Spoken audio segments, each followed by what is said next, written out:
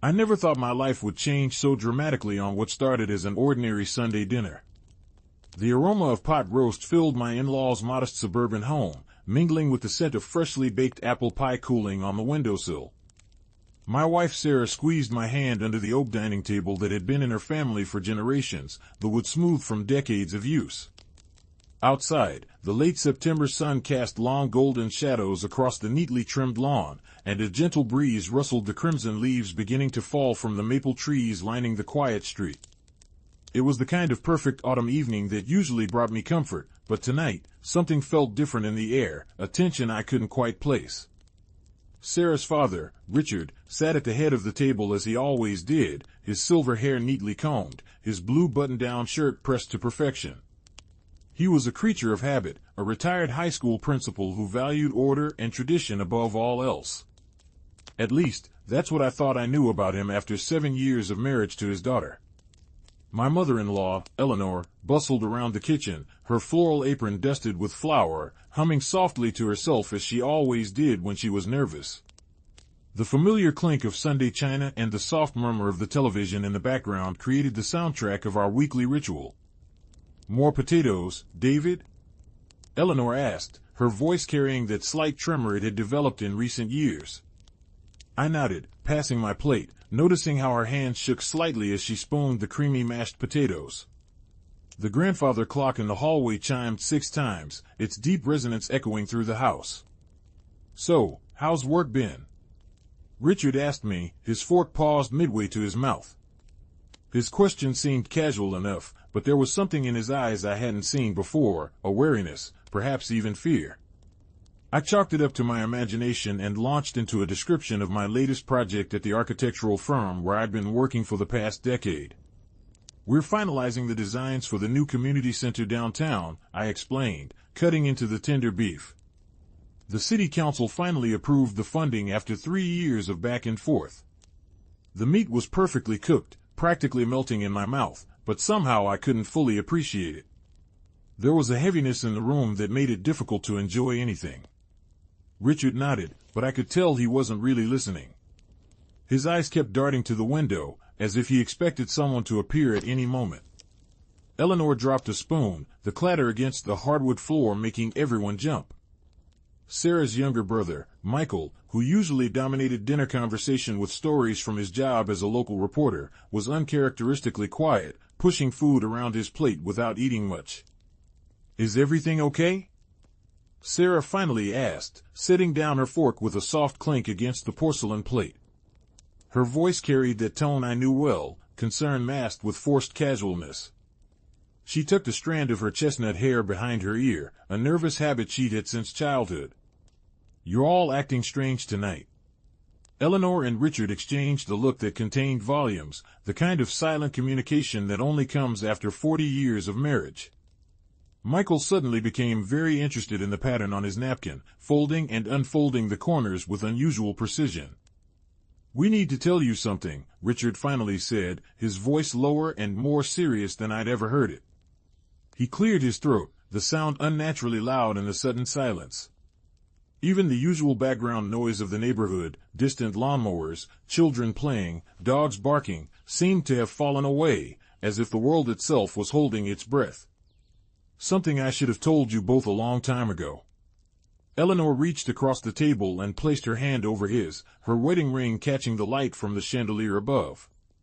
The diamond sparkled, creating tiny rainbows on the white tablecloth. "Richard, are you sure now is the time?" she whispered, but in the silence, we all heard her clearly.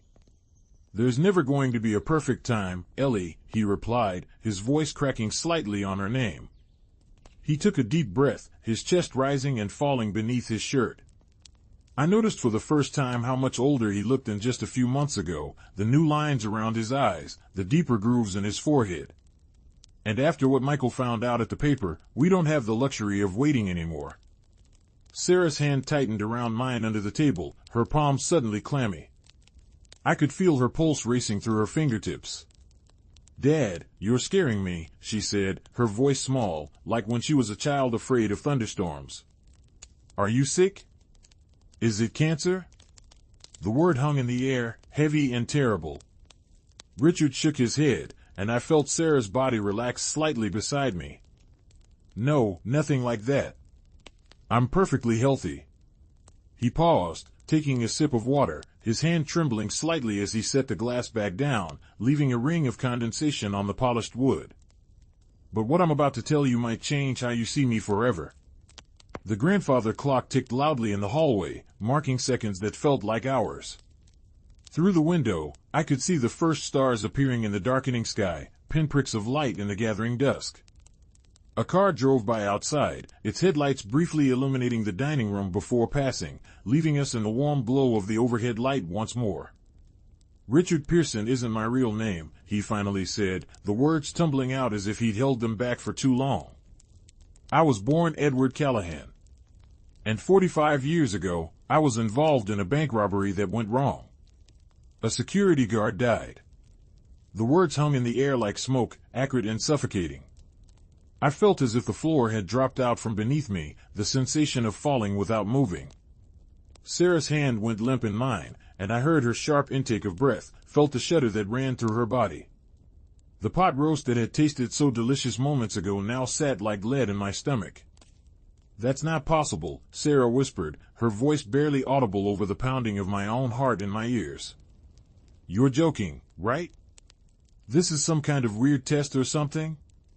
Her eyes, so like her father's, or the man she thought was her father, searched his face desperately for any sign that this was all an elaborate prank. Richard, or Edward, shook his head slowly, his eyes never leaving his daughter's face. I wish it were, sweetheart. God, I wish it were. His voice was thick with emotion, decades of secrets finally breaking free. I was young, stupid, desperate. I got involved with the wrong people. The plan was just to take the money and go, no one was supposed to get hurt. Eleanor's quiet sobs provided a heartbreaking soundtrack to his confession. Her shoulders shook beneath her cardigan, tears falling onto her barely touched dinner.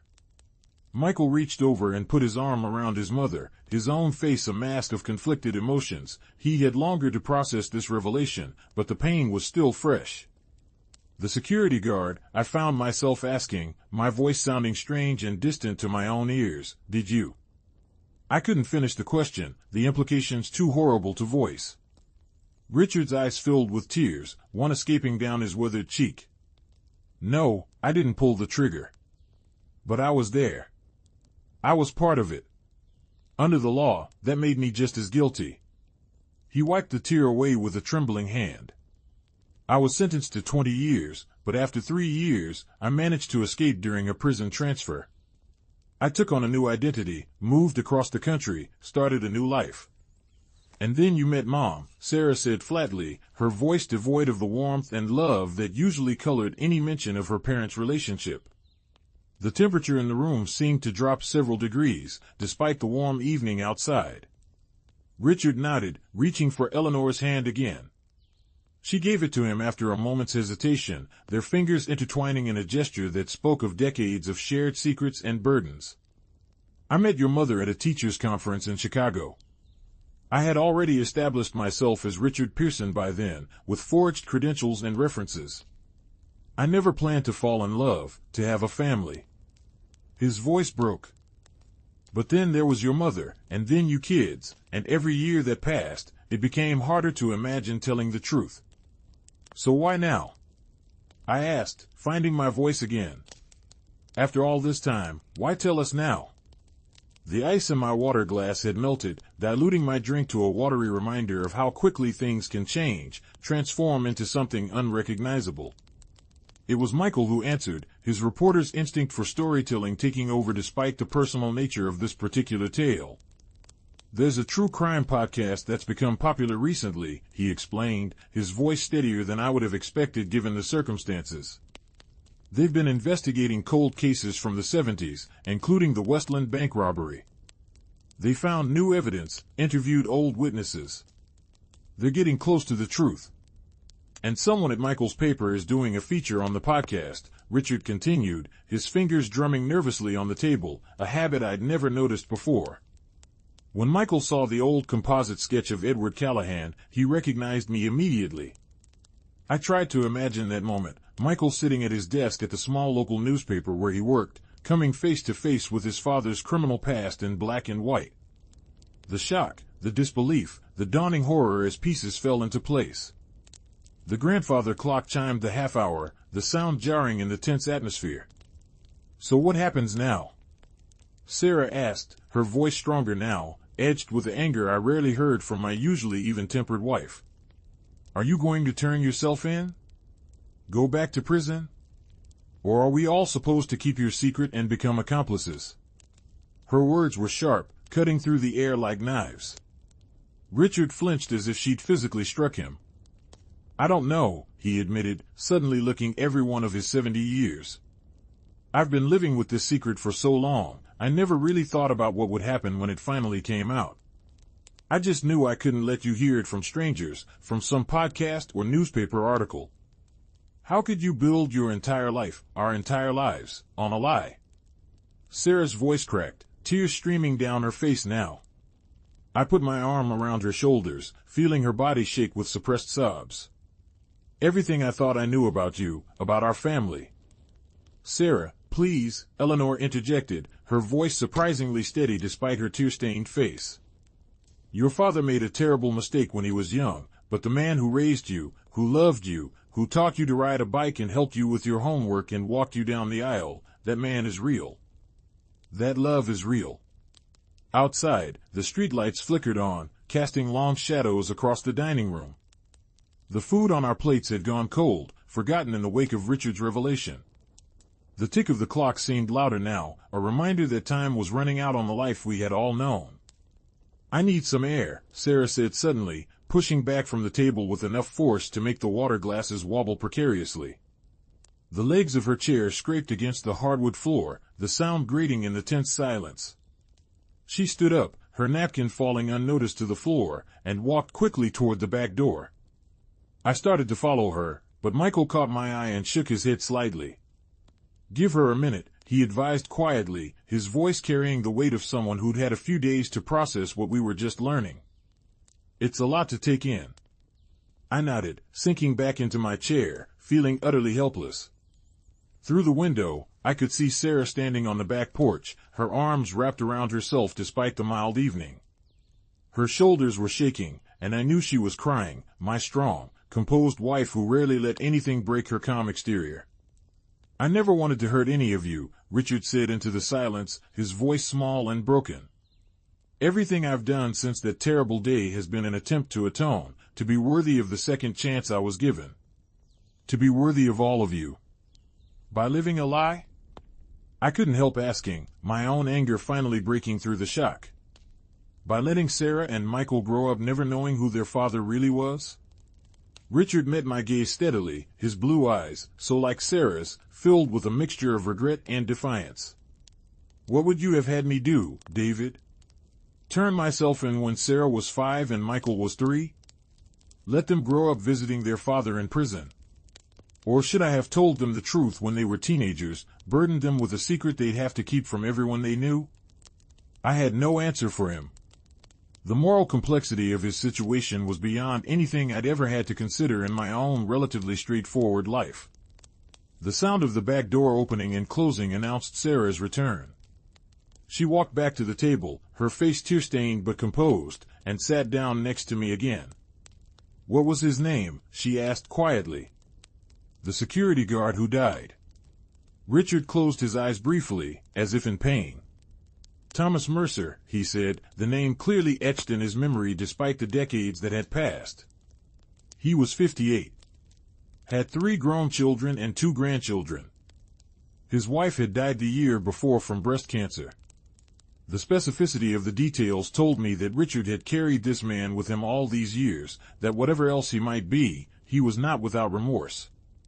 The knowledge didn't make anything better, but it shifted something in my perception of him. "I've sent money to his family anonymously over the years," Richard continued, his voice barely above a whisper. "It doesn't make up for what happened, nothing could, but I needed to do something." "And the others?" Michael asked. "The ones who were with you that day?"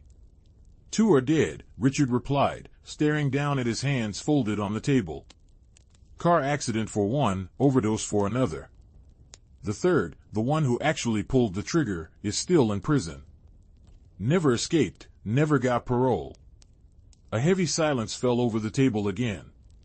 Eleanor got up quietly and began clearing plates, her movements automatic, as if the routine of domestic tasks could somehow restore normalcy to this shattered evening. The scrape of silverware against china seemed obscenely loud. "I need time to process this," Sarah finally said, her voice steadier now. "We all do. But there's one thing I need to know right now." She looked directly at her father, her gaze unflinching. "Are you going to turn yourself in?" Richard looked at Eleanor, a lifetime of love and shared secrets passing between them in that glance. "I don't know," he admitted. "Part of me thinks it's time to face what I did, to stop running. But the thought of leaving your mother alone, of going to prison at my age." He trailed off, the fear evident in his voice. "You should have thought of that 45 years ago," Sarah said, but there was less heat in her words now, more weariness. She stood up again, and this time I rose with her. "We're going to go home now. I'll call you tomorrow, maybe. I don't know." Eleanor came quickly from the kitchen, distress evident in every line of her body. "Sarah, please, don't leave like this. We can talk more, try to." "Not tonight, Mom," Sarah interrupted, her voice gentle despite her words. "I love you, but I can't be here right now. I can't look at Dad, or whoever he is, and make sense of any of this tonight."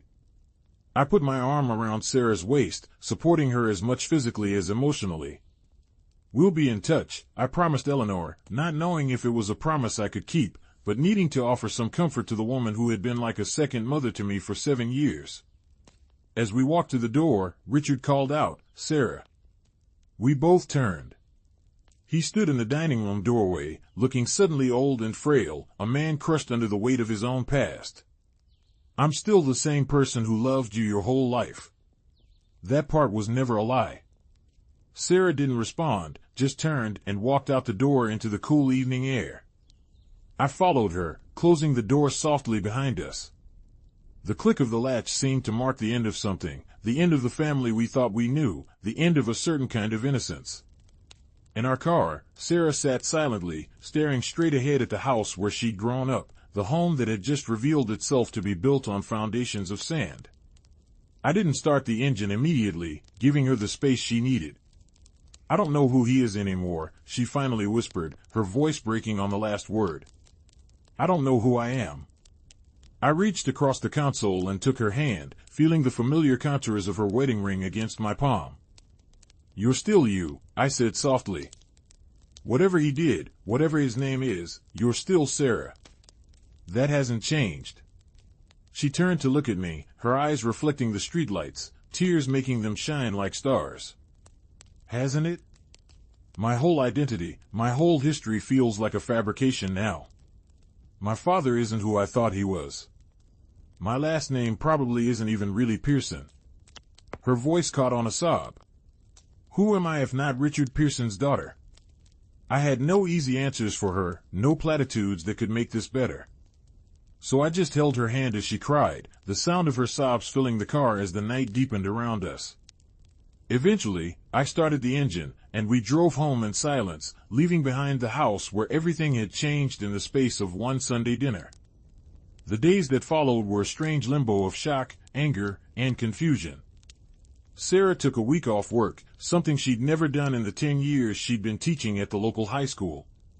She spent hours on the internet, searching for information about the Westland bank robbery, about Edward Callahan, about Thomas Mercer. I would find her at 3 in the morning, the blue light of the laptop illuminating her tear-stained face in our darkened living room, scrolling through old newspaper articles and court records. "You need to sleep," I would tell her gently, trying to guide her back to bed. Sometimes she would come willingly, collapsing into exhausted slumber beside me. Other times, she would shake her head, her eyes never leaving the screen. "I need to know everything," she would insist, her voice hoarse from crying or from the silence she maintained for hours at a time. "I need to understand who he really is." Michael came over frequently, bringing food that neither of us had much appetite for, sharing what little additional information he had gleaned from his position at the newspaper. He seemed to be handling the revelation better than Sarah, but then, he'd always been more pragmatic, less idealistic about people. The podcast is going to air their episode on the Westland robbery next week, he told us one evening, as we sat in our living room, the untouched lasagna he'd brought growing cold on the coffee table. Outside, rain pattered against the windows, matching our somber mood. They don't have Dad's new identity yet, but they're getting close. They've been interviewing people who worked at the prison when he escaped. Sarah nodded numbly, pulling her cardigan tighter around herself despite the warmth of the room. Has he decided what he's going to do? She asked, not specifying who he was, not needing to.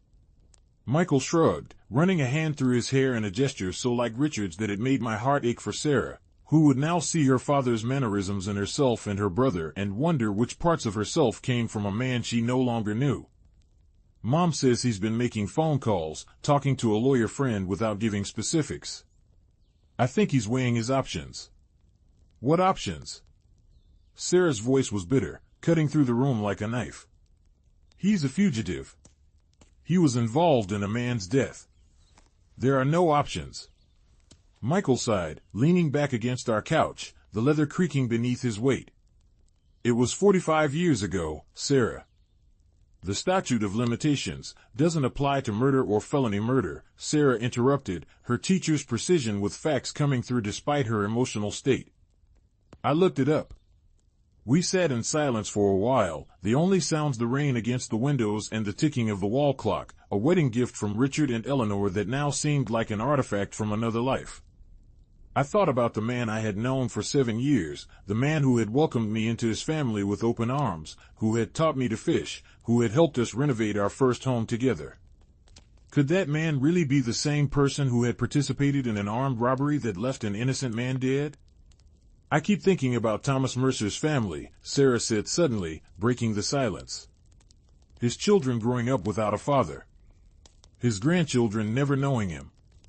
All while Dad was coaching Little League and taking us camping and living this whole other life he stole. It's not that simple, Michael argued, though his voice was gentle. Dad didn't pull the trigger. He made a terrible mistake when he was young, got involved with the wrong people. And then he escaped from prison instead of serving his time, Sarah countered, anger flashing in her eyes. He built a life on lies instead of facing the consequences of his actions. How is that not simple? I thought about my own father, a straightforward man who had worked the same construction job for 40 years, who had never so much as had a parking ticket. The worst moral dilemma he'd ever faced was whether to report a neighbor's barking dog to the authorities. How could I possibly understand the choices Richard had made, the life he had lived? Have you talked to Mom at all? Michael asked, changing the subject slightly. She's worried about you. Sarah's expression softened slightly at the mention of her mother. I called her yesterday. She's standing by him, of course. There was a mixture of admiration and frustration in her voice. 40 years of marriage to a man with a false name, and she's still there, still loving him. She knew, Michael said quietly. She's always known. Not from the beginning, but before they got married. He told her everything, gave her the chance to walk away. She chose to stay. This new revelation hit Sarah hard. I could see it in the way her body tensed, and the sharp intake of breath. She knew? All this time, she knew and never told us? The sense of betrayal was evident in every word. So both of our parents lied to us our entire lives. Michael nodded slowly. She said she was protecting us, protecting the family. She believed Dad had paid for his mistakes in other ways, through his remorse, through the good he's done since. That's not how justice works, Sarah said, but her voice had lost some of its certainty. You don't get to decide you've punished yourself enough and move on. No, I agreed, speaking up for the first time in a while. But sometimes the legal system and moral justice aren't the same thing. Your father did a terrible thing, but he's also lived an exemplary life since then. He's helped countless students as a principal, been a wonderful father, a pillar of the community. Are you defending him? Sarah asked incredulously, turning to me with hurt in her eyes. After what he did? I chose my words carefully, knowing how raw her emotions were. I'm not defending what he did 45 years ago, or his decision to escape. I'm just saying that people are complicated. They can do terrible things and good things. They can change. Sarah was quiet for a long moment, considering my words. Outside, the rain had stopped, and a sliver of moon was visible through a break in the clouds, casting a pale light through our living room window. I don't know if I can ever forgive him, she finally said, her voice small. I don't know if I should. You don't have to decide that tonight, Michael said gently, reaching over to squeeze his sister's hand. Or tomorrow, or next week. Take the time you need. After Michael left, Sarah and I sat in silence for a while longer. I could almost hear her thoughts racing, trying to reconcile the father she'd known and loved with this new, darker version of him. Finally, she turned to me, her eyes searching mine in the dim light of our living room. If it were you, she asked, if you had done something terrible when you were young, would you have turned yourself in? Or would you have done what my father did, run, changed your identity, started over?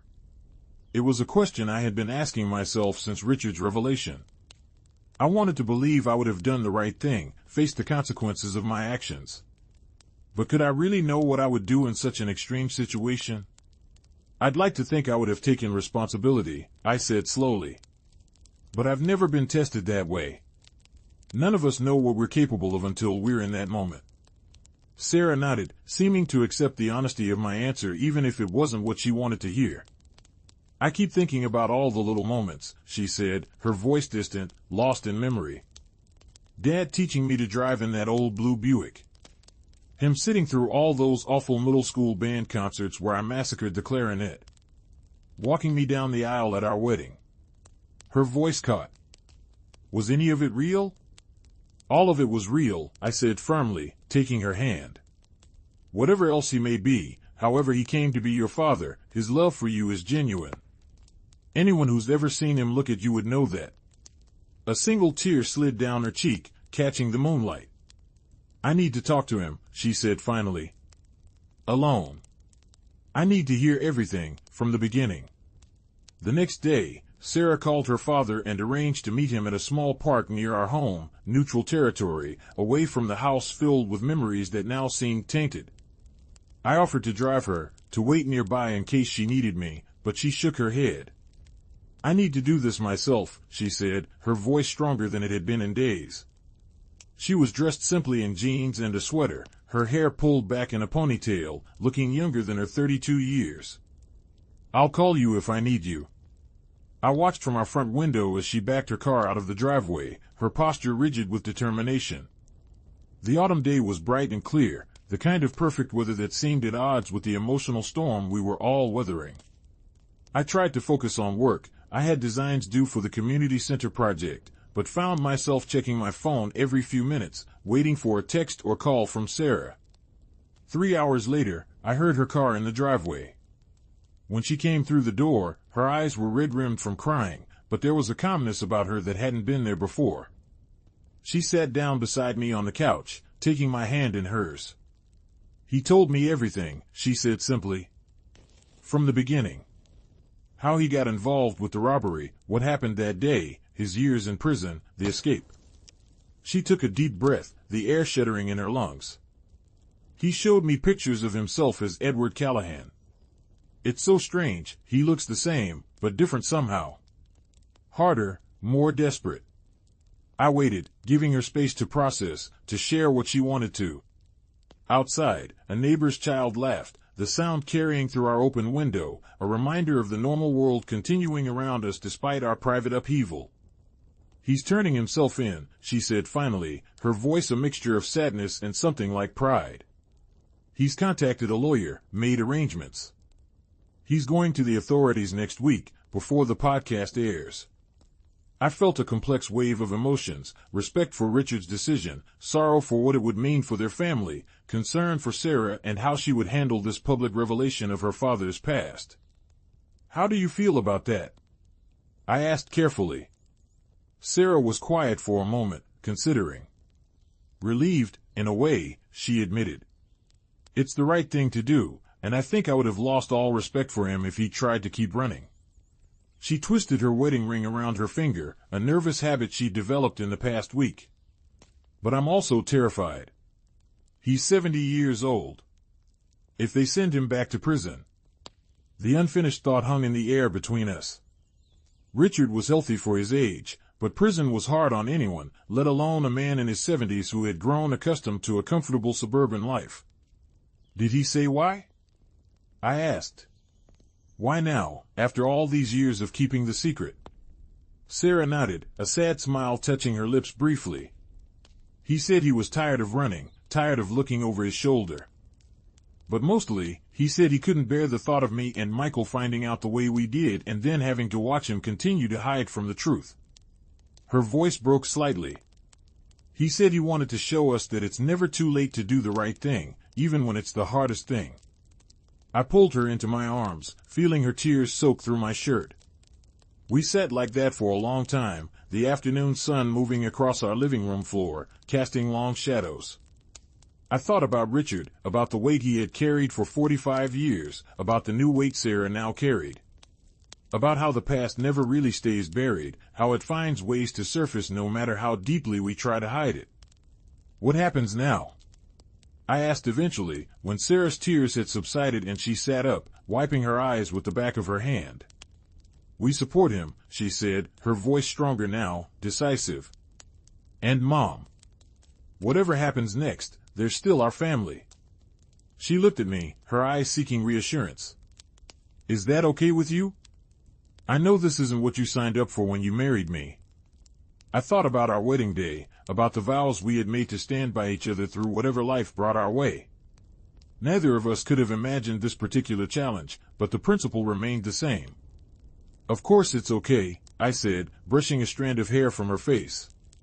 Your family is my family, for better or worse.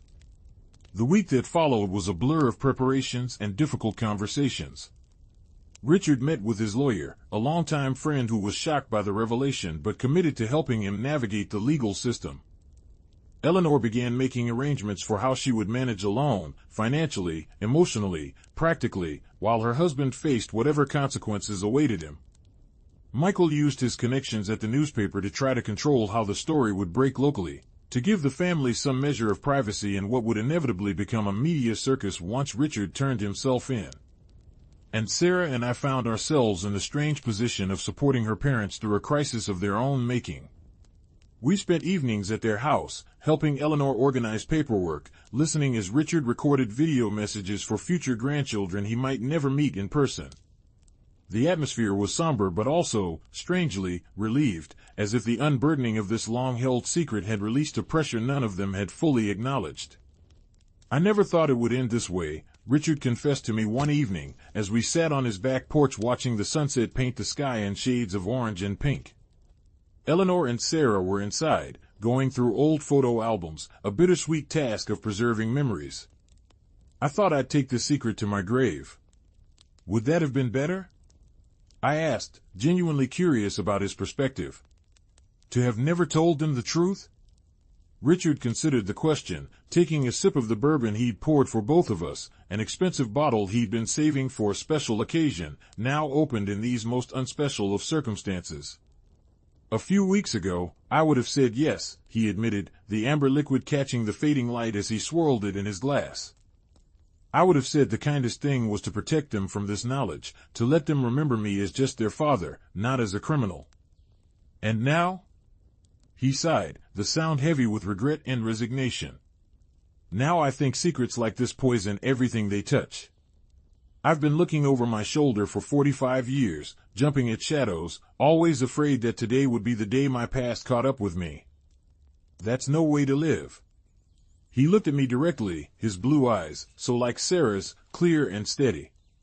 And it was selfish. I was protecting myself as much as them. I didn't want to see the look in their eyes when they learned the truth. I nodded, understanding. The fear of losing someone's good opinion, someone's love, could be a powerful motivator for deception. Sarah's stronger than you give her credit for, I said. She's hurt and confused, but she still loves you. Richard's eyes filled with tears, one escaping down his withered cheek. I don't deserve her forgiveness, he said, his voice rough with emotion. Or Eleanor's. They both had a right to know who they were really dealing with from the beginning. Maybe, I conceded. But we all make mistakes. Some bigger than others, but still. I thought about my own life, the small deceptions and evasions I'd engaged in over the years. Nothing on the scale of Richard's deception, but enough to make me hesitate before claiming moral superiority. The question is what we do after the mistake. And you're doing the right thing now. Richard nodded slowly, finishing his bourbon in one swallow. Better late than never, I suppose, he said, with a sad attempt at humor. Though the courts may not see it that way. The day Richard was scheduled to turn himself in dawned bright and clear, the kind of perfect autumn day that seemed to mock the gravity of what was about to happen. We gathered at Richard and Eleanor's house early in the morning, Sarah, Michael, and I, along with Richard's lawyer, James, who had been a friend of the family for decades and was still reeling from the discovery of Richard's true identity. Eleanor had prepared breakfast, though none of us had much appetite.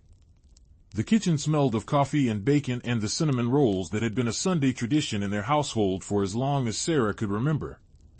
We sat around the table, making awkward small talk, avoiding the elephant in the room until Richard finally set down his coffee cup with a decisive clink. It's time, he said simply, looking at his watch, a gift from his students when he retired as principal 10 years earlier. James and I should get going. Eleanor's composure, which had been remarkable throughout the past week, finally cracked. A small sob escaped her as she reached for her husband's hand across the table. I don't know how to say goodbye, she admitted, tears streaming down her face. After 40 years, I don't know how to let you go. Richard's own eyes filled with tears as he squeezed her hand. This isn't goodbye, Ellie, he said softly. It's just a separation. We've faced worse. I wasn't sure that was true. What could be worse than facing the possibility of spending the rest of your life in prison, separated from everyone you love? But I understood the sentiment, the need to believe that this wasn't the end of their story together. Sarah stood up suddenly, her chair scraping against the kitchen floor. I'm coming with you, she announced, her voice leaving no room for argument. To the police station. I want to be there. Richard shook his head. Sarah, no. I don't want you to see that. To remember me that way. I'm not asking permission, Dad, she said firmly, using the title deliberately, a small but significant acknowledgement. I'm telling you what's going to happen. Michael and I are both coming. We're not letting you do this alone. Michael nodded in agreement, standing beside his sister in a show of solidarity that brought fresh tears to Richard's eyes. The Pearsons stick together, he said, using their family name without irony or bitterness. That's what you always taught us. And so we all went, Richard and James in one car, the rest of us following behind in another. The drive to the police station was silent, each of us lost in our own thoughts. I held Sarah's hand in the back seat, feeling the tension in her body, the slight tremor in her fingers that betrayed her anxiety. The police station was a modern building of glass and concrete, surprisingly mundane for a place where lives were routinely changed forever. We parked and walked in together, a strange procession, Richard and James in front, followed by Eleanor, then Sarah and Michael, with me bringing up the rear, an observer to this family drama that had suddenly included me. Inside, the fluorescent lights buzzed overhead, casting a harsh glow over the institutional beige walls. A few officers looked up curiously as our group entered, perhaps sensing that something unusual was happening. James approached the front desk, speaking quietly to the officer on duty, while the rest of us hung back, a tight knot of anxiety and dread. Richard Pearson, James said clearly, his lawyer's voice carrying in the quiet lobby. He's here to turn himself in regarding the Westland bank robbery of 1978. The officer looked confused for a moment, clearly not expecting this development on what had probably been a routine morning. I'll need to get the sergeant, he said, picking up a phone. While we waited, Richard turned to his family. He embraced Eleanor first, holding her tightly, whispering something in her ear that made her nod through her tears.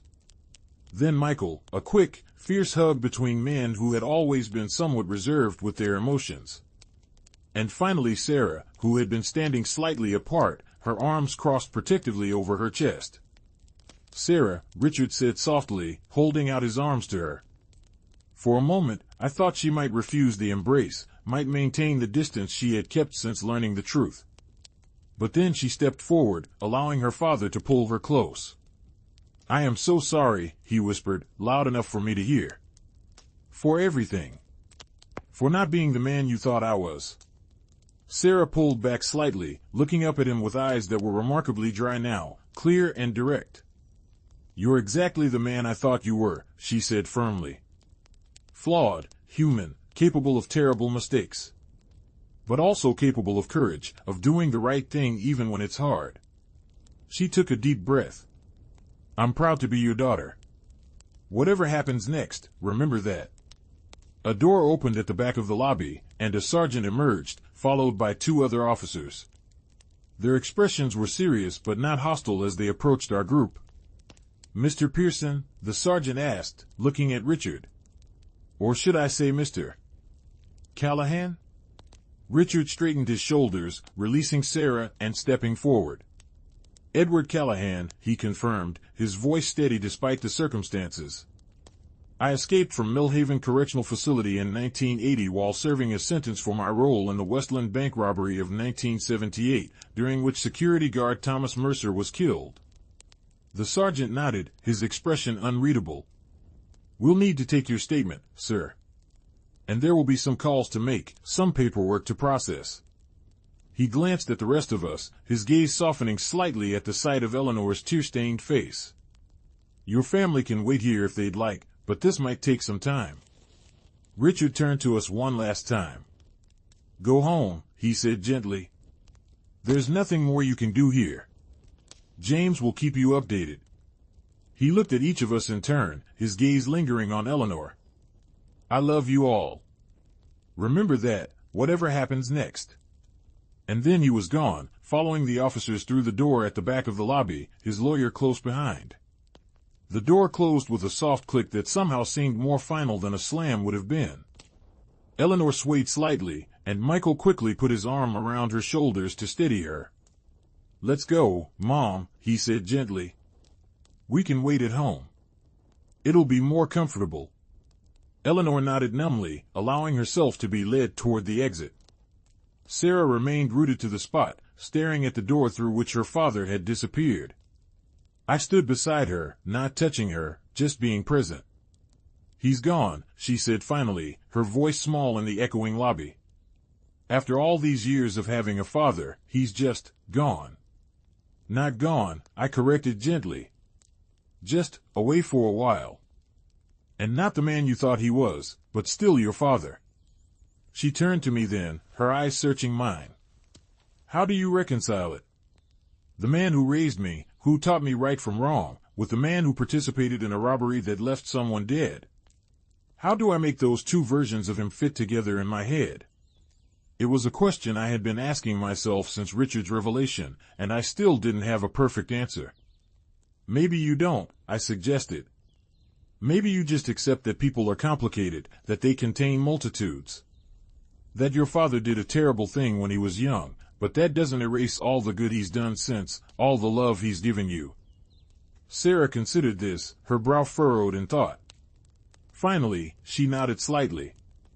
"I guess that's all we can do," she said, taking my hand. "Accept the complexity and move forward." We walked out of the police station into the bright autumn day, joining Eleanor and Michael who were waiting by the car. The world seemed strangely unchanged, people walking by on the sidewalk, cars passing on the street, birds singing in the trees lining the parking lot. It was hard to believe that our family had just been irrevocably altered while everything else continued as normal. "What now?" Eleanor asked, her voice small and lost, so unlike her usual confident self. She looked suddenly older, the lines in her face deeper, the silver in her hair more pronounced in the harsh sunlight. "Now we go home," Sarah said firmly, taking her mother's arm. "We wait for news from James. And we stick together, like Dad said.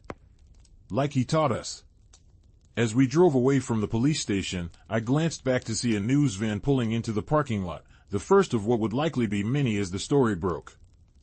Richard Pearson, respected former high school principal and pillar of the community, revealed to be Edward Callahan, escaped convict and participant in a deadly bank robbery.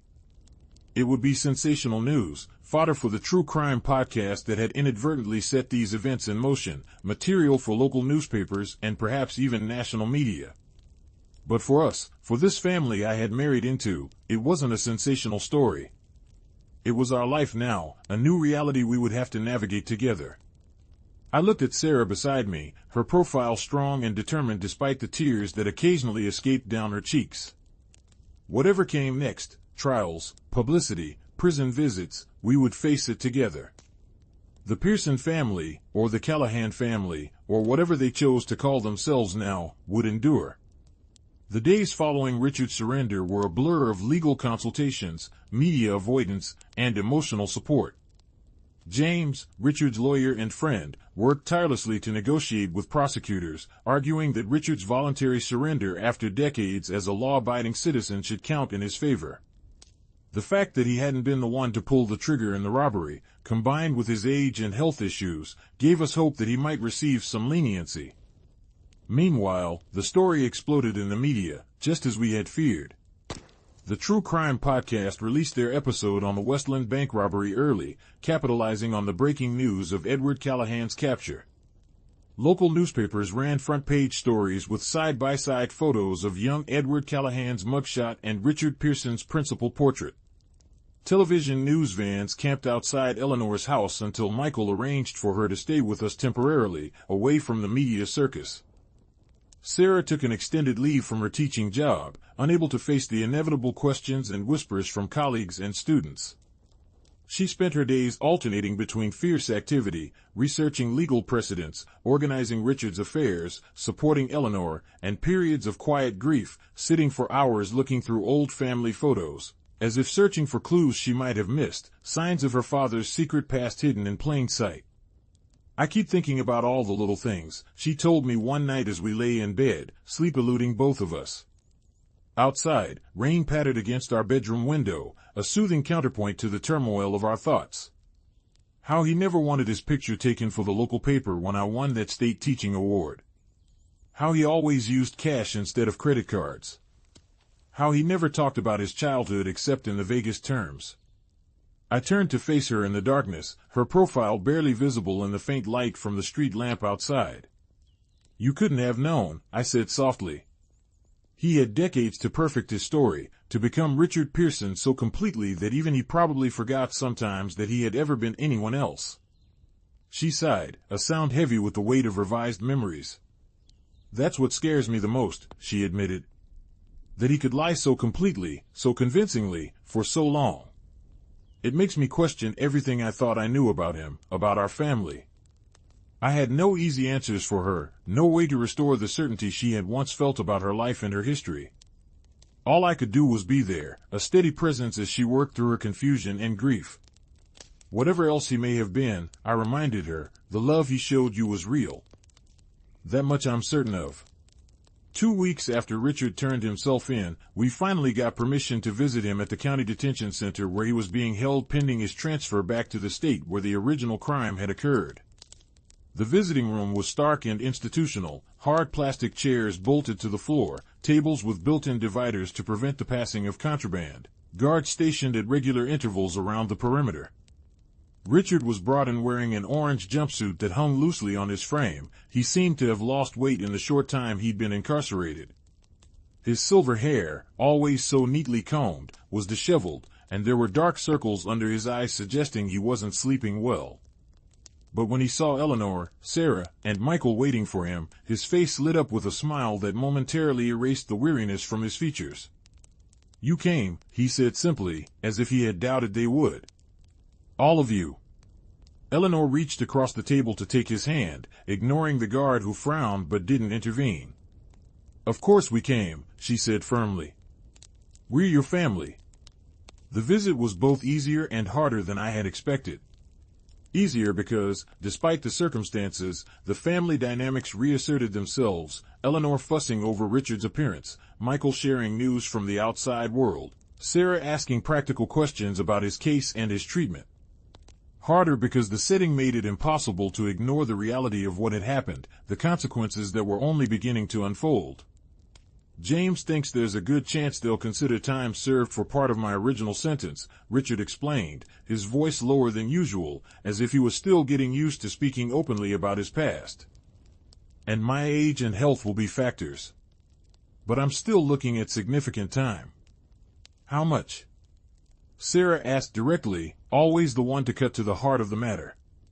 She sat straight-backed in her chair, her hands folded on the table in front of her, her teacher's posture a defense against the emotion threatening to overwhelm her. Richard met her gaze steadily. Best case scenario, with good behavior? 5 to 7 years. The words hung in the air between them, heavy with implication. Richard was 70. In 7 years, he would be 77 if he survived prison at all. The time he had left with his family, already limited by age, would be further reduced by his incarceration. We'll appeal, Michael said immediately, always the problem solver. There must be precedents for cases like this, where someone has lived an exemplary life for decades after a crime. Richard shook his head slightly. I don't want to fight this, Michael. I've been running for 45 years. It's time to accept the consequences of what I did. He looked around at his family, his gaze lingering on each face as if memorizing their features. The only thing I ask is that you don't put your lives on hold for me. Especially you, Sarah. Sarah frowned, confusion crossing her face. What do you mean? Richard reached across the table, stopping just short of touching her hand, mindful of the guard watching them. I know you, sweetheart. You'll put everything on pause, your career, your marriage, your plans for children, while you focus on my case, on visiting me, on taking care of your mother. His voice was gentle but firm. I don't want that. I want you to live your life, to be happy, to move forward. Sarah's eyes filled with tears, one escaping down her cheek before she could brush it away. How am I supposed to be happy knowing you're in here? How am I supposed to just go on as if nothing has changed? Not as if nothing has changed, Richard corrected. But with the understanding that my mistakes are mine to bear, not yours. You didn't do anything wrong, Sarah. You don't deserve to have your life derailed because of choices I made before you were even born. It was the right thing to say, the fatherly thing, putting her needs above his own even in these circumstances. I saw Sarah's expression soften, saw her reach across the table to briefly squeeze his hand before the guard cleared his throat warningly. I'll try, she promised. But I'm not abandoning you. None of us are. The visit ended too soon, with the guard announcing that time was up. We all stood, awkward in the moment of farewell. In a normal setting, there would have been hugs, kisses on cheeks, the physical expressions of family love. Here, under the watchful eyes of the guards, all they could do was exchange words and meaningful looks. I love you all, Richard said simply, his voice thick with emotion. Remember that, whatever happens next. As we walked out of the detention center into the bright afternoon sunlight, I put my arm around Sarah's shoulders, feeling the tension in her body, the effort it took for her to maintain her composure. You okay? I asked quietly, knowing it was an inadequate question but needing to ask it anyway. She nodded, then shook her head, then shrugged, a series of contradictory movements that perfectly captured her conflicted emotions. I don't know what I am, she admitted. Angry, sad, confused, relieved, all of it at once. That's understandable, I said, guiding her toward the car where Eleanor and Michael were already waiting. It's a lot to process. She stopped suddenly, turning to face me, her eyes searching mine. Did you mean what you said to him?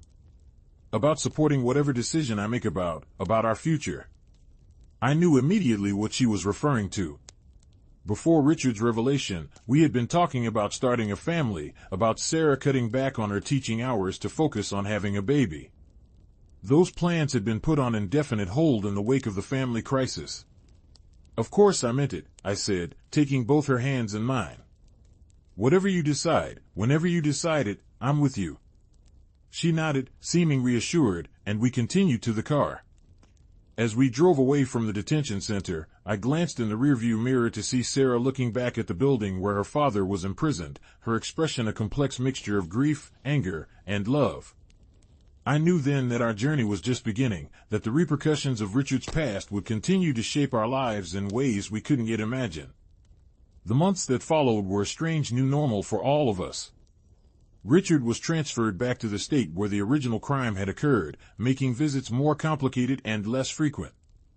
Eleanor sold their house, too big for one person, too full of memories, and too well known to the media after the story broke, and moved into a small apartment closer to us. Sarah returned to teaching, facing the whispers and curious glances with a dignity that made me proud, though I knew each day was a struggle. And life, somehow, went on. The seasons changed, holidays came and went, our first Thanksgiving without Richard, our first Christmas with a video call from prison instead of his physical presence.